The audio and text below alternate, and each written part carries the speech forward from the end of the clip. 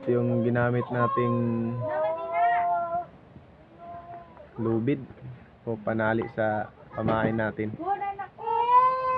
Sugailia, Japan.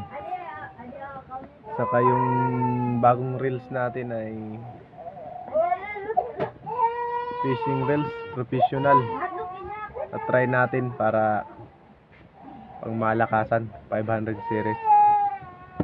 Saka ito yung bago nating yan, yung bago nating rod reels. Ito yung pamain natin guys, pang malakasan.